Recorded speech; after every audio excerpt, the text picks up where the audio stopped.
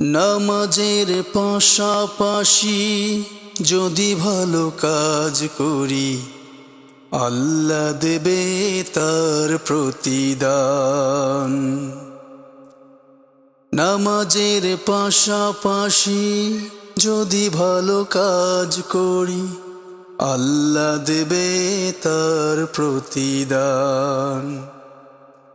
মানুষের জন্য, জীবনের জন্য আমরা করি রক্তদান।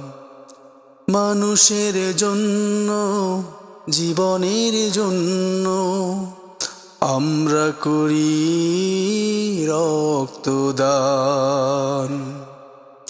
নামাজের পাশাপাশি যদি ভালো কাজ করি, আল্লাহ দেবে তার প্রতিদান।